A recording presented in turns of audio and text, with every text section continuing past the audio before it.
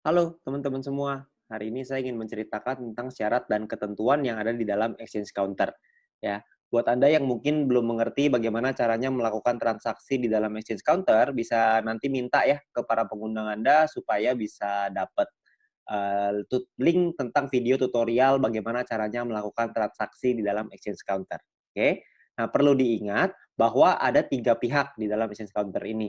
Ada penjual, orang yang ngejual VP. Ada pembeli, orang yang ngebeli VP. Ada perusahaan, perusahaan ini sifatnya membeli VP dan juga menjadi penengah antara penjual dan pembeli. Oke, nah waktu operasi dari exchange counter ini kira-kira jam 10 pagi sampai jam 10 malam. Jadi tidak lebih ya. Jadi kalau lebih dari jam 10 malam udah tutup, kurang dari jam 10 pagi masih belum buka. Jadi Anda perlu ingat bahwa operasinya jam 10 pagi sampai jam 10 malam aja. Oke. Nah, kalau misalkan dalam kondisi tutup, maka kita sebagai penjual tidak bisa melakukan penjualan VIP, sebagai pembeli pun kita nggak bisa melakukan pembelian VIP. Perusahaan juga tidak bisa melakukan pembelian VIP dan tidak bisa menengahi kedua belah pihak. Oke. Jadi ketika lagi tutup, semuanya tutup, nggak bisa ngapa-ngapain. Oke, tidak bisa melakukan transaksi di dalam exchange counter ini. Oke. Nah, bagaimana caranya kita melakukan transaksi? Yang pertama adalah proses transaksi jual ke perusahaan. Perusahaan ini sifatnya hanya bisa membeli, tidak bisa menjual. Karena kan perusahaan tidak menjual poin ya. Perusahaan hanya bisa membeli poin aja dari kita, membeli VIP dari kita. Oke. Nah, misalkan contoh, ini perusahaan. Ya, perusahaan akan meletakkan namanya order pembelian. Order pembeliannya misalkan ada A 5 VP, B 10 VP, C 5 VP, dan D 20 VP, misalkan.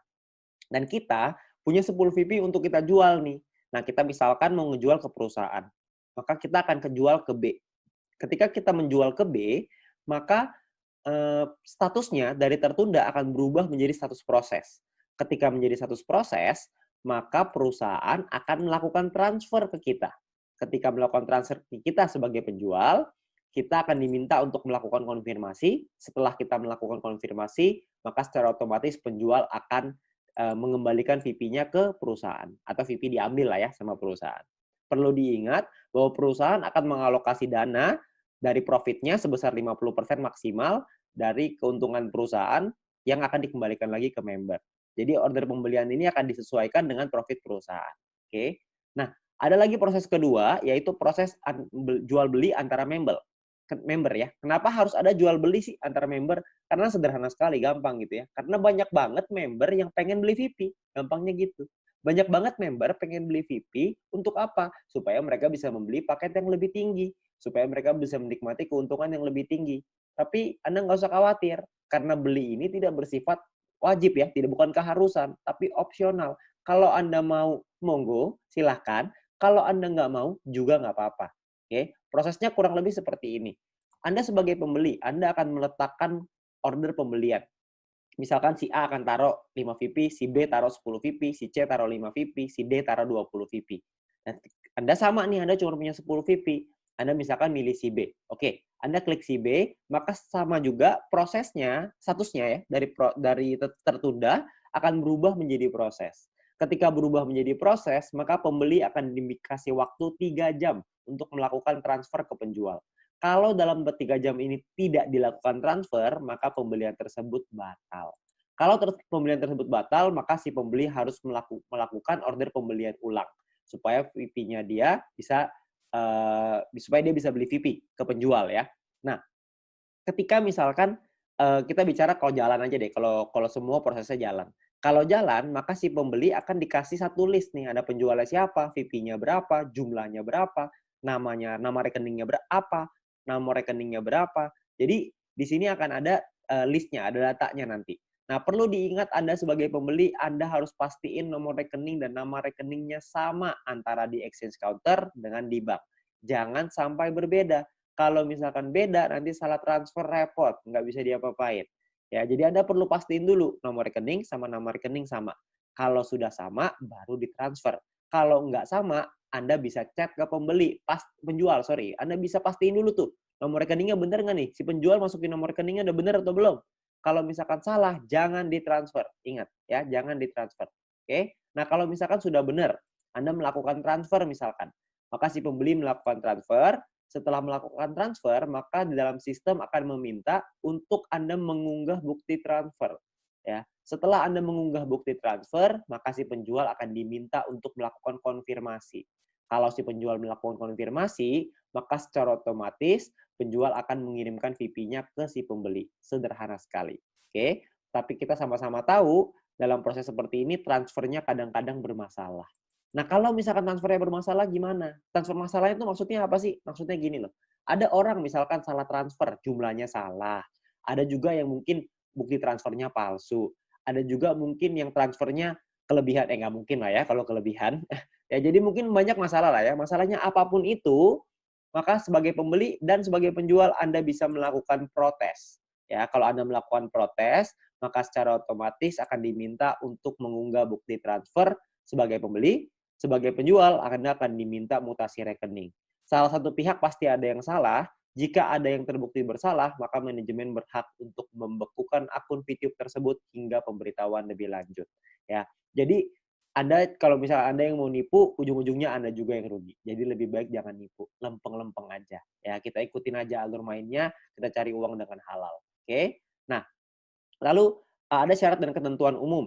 Ya, misalkan ada bukti transfer palsu. Kalau pembeli mengunggah bukti transfer palsu, maka secara otomatis akunnya akan dibekukan secara permanen karena ini adalah tindak penipuan. Kalau penipuan harus ditindak dengan tegas. Saya yakin teman-teman semua juga pasti setuju lah dengan hal ini, ya. Nah, terus yang kedua, dengan sengaja mengganti nama Anda dengan nama orang lain akan dinilai sebagai sebuah kecurangan juga. Dan transaksi Anda akan dibekukan jika salah satu melakukan protes dan akan di-review dulu ya sama perusahaan, akan dicek siapa yang salah, siapa yang benar. Buat yang salah, maka akan langsung ditindak dan akan diberikan sanksi. Karena ini juga sama tindakannya penipuan. Oke. Nah, proses protes berapa lama? Proses penyelesaian protes itu kira-kira memakan waktu 1-3 hari. Kalau belum selesai, maka kedua belah pihak bisa mengirimkan email kepada customer service untuk ditindaklanjuti. 1 hari itu untuknya tidak ada masalah ya. Kalau nggak ada masalah akan dilepas pembekuannya, dikunci akunnya gitu ya, dibekuin dulu. Sementara kalau misalkan nggak ada masalah akan dilepas. Kalau misalkan yang masih bermasalah maka akan tetap dibekukan atau tetap dikunci sampai masalah itu selesai. Kalau sudah selesai baru akan dilepas semuanya. Oke? Jadi sebisa mungkin kita meminimalisir adanya masalah, sebisa mungkin buat mungkin teman-teman saran saya adalah udahlah kalau buat yang mau nipu jangan nipu. Buat apa? Buat apa juga kita punya uang tapi kalau uangnya uang haram, betul nggak? Ya. Nah, informasi tambahan untuk Anda, sebagai penjual maksimal Anda hanya bisa melakukan 4 transaksi pending atau tertunda. Jadi Anda hanya bisa melakukan penjualan VP ke 4 transaksi berbeda. 4 transaksi. Kalau transaksinya masih belum selesai, maka belum bisa jadi yang kelima. Ya, hanya bisa selesaiin dulu salah satu, Anda baru bisa buka satu lagi. Anda baru bisa jual ke satu lagi. Ya, jadi jika salah satu sudah selesai, Anda bisa menambah satu transaksi lagi. Intinya maksimal 4 transaksi yang masih dalam berjalan dalam satu waktu yang bersamaan. Penjual juga hanya bisa melakukan penjualan VP maksimal 2.000 VP per hari. Oke, itu maksimal. Ya. Nah, dan pembeli maksimal hanya bisa memasukkan 10 order pembelian dalam satu hari. Nominal minimalnya adalah 5 VP, nominal maksimalnya adalah 300 VP. Oke. Nah, perlu Anda ingat kalau misalkan exchange counter sudah tutup dan masih ada transaksi yang masih proses, maka transaksi akan dilanjutkan besok.